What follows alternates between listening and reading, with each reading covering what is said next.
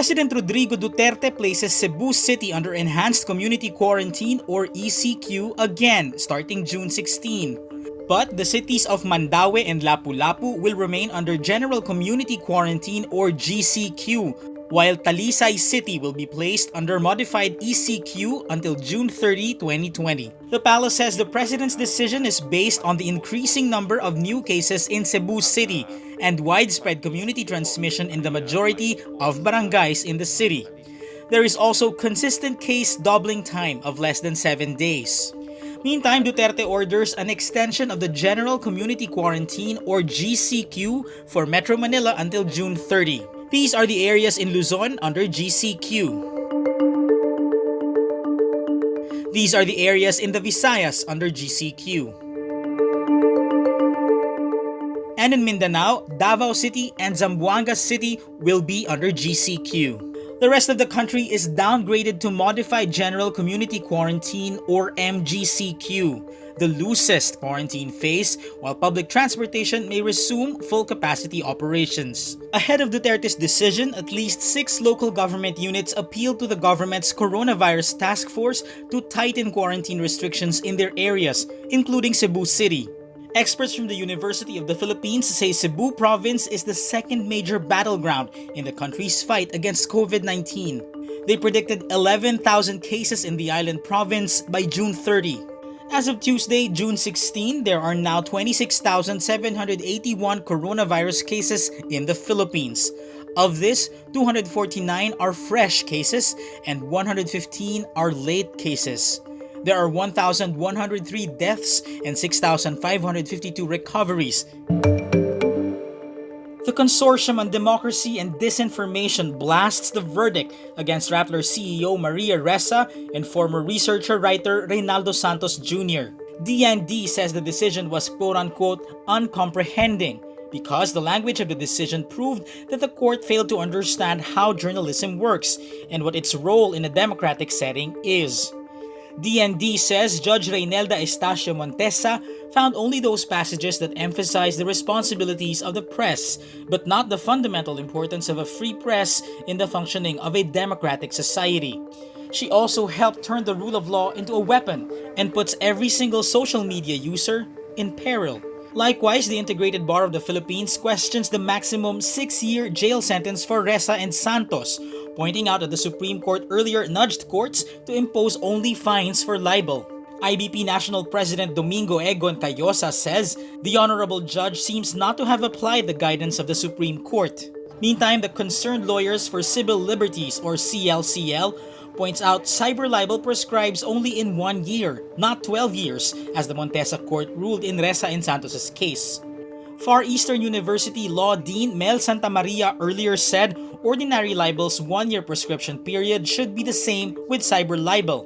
Santamaria says because cyber libel merely affirms an existing law, it does not create a new law. Opposition lawmaker and human rights lawyer Edsel Lagman says Montesa should have followed the principle of no penalty without a law. Sister Mary John Mananzan, an outspoken human rights advocate, says she is ashamed Judge Montesa studied in Catholic institution St. Scholastica's College. She adds, "I am sad that she did not learn the values of a scholastican education. Whatever successes you may have attained, I am afraid you are a failure as a scholastican." The activist nun also says the only consolation is that Maria Ressa is also a scholastican. Meanwhile, international news groups continue to cry foul on the verdict. International Center for Journalists or ICFJ calls June 15 a devastating day for journalism and the verdict a miscarriage of justice. The Index on Censorship and English Pen condemns the court's decision, saying it is part of a campaign to silence dissenting voices in the Philippines. The Committee to Protect Journalists says Ressa and Santos' conviction and sentence is an outrageous crime against press freedom. Meantime, the internationally acclaimed Washington Post in an editorial calls on the United States government to show much greater resistance against the guilty verdict. The Post calls Ressa's conviction a slide towards autocracy under President Rodrigo Duterte. And lastly, Judge Montesa's peers, lawyers, and judges of the International Commission of Jurists or ICJ calls on the Philippines to reform its laws and remove the possibility of criminal sanction for defamation and libel offenses. The ICJ recalls imprisonment for such offenses is never permissible under the International Covenant on Civil and Political Rights, to which the Philippines is a party. The ICJ says the verdict is part of a pattern of attacks upon the press by the Duterte government. Celebrities and artists expressed dismay and disappointment after a Manila court found Rappler CEO Maria Ressa and former researcher Reynaldo Santos guilty of cyber libel. Actresses Angel Locsin and Iza Calzado, former preview director Vince Uy, and blogger Lorene Uy post broken heart emojis in an Instagram post by Rappler on the decision. Director Antoinette Hadaune tweets, "Those in power are disgusting. Today, I am ashamed to be a Filipino." Celebrity photographer BJ Pascual tweets, "I stand with Maria Ressa." Former United States Secretary of State Hillary Clinton also tweets her solidarity. "We must fiercely protest attacks on the press. They are attacks on democracy." Madeleine Albright, also a former US Secretary of State, also tweets, "I stand with Maria Ressa." Even Twitter stands for Ressa. "Governments should not impinge on the fundamental values of a free press. It must end now." Both Ressa and Santos will not be going to jail because the conviction is appealable all the way to the Supreme Court. The cyber libel is only one of the cases filed against Ressa and Rappler under the Duterte administration. Currently, the company is facing 7 other cases, including a closure order over its Philippine Depositary Receipts or PDRs.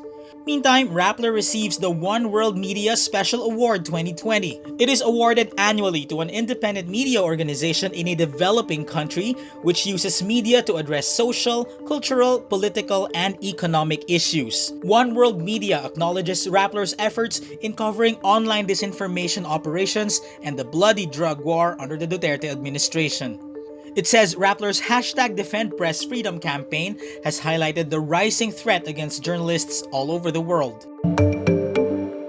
Spanish businessman Javier Salvador Parra, who was assaulted in his home in Dasmariñas village in Makati City during an attempted police arrest, is now perpetually banned from the Philippines. The Bureau of Immigration says Tuesday, June 16, Parra is in its blacklist after finding out the businessman left the country on April 29, 3 days after his heated encounter with police.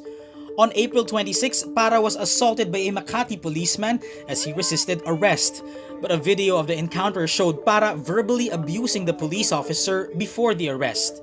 Immigration Chief Jaime Morentes says he issued the blacklist order to warn other aliens in the country they should not disobey our laws and insult our policemen who are merely enforcing our laws. Before Parra left the country, a criminal complaint of unjust vexation, direct assault, and disobedience to authority and violating quarantine protocols was filed against him. European nations reopened their borders to fellow Europeans Monday, June 15. Belgium, France, Germany, Greece, and Spain lift border restrictions Monday. But the coronavirus is surging in Latin America and the Caribbean, where the death toll passed 80,000. The majority of deaths is in Brazil, which has the second highest number of infections and deaths in the world after the United States. Meanwhile, there is a new outbreak of the virus in China, with more than 100 new cases recorded officially in Beijing. The virus emerged in Wuhan in China in late 2019 and since drove local transmission down to near zero as the crisis hammered the rest of the world. More than 8 million people have been infected with the virus worldwide, with more than 435,000 deaths.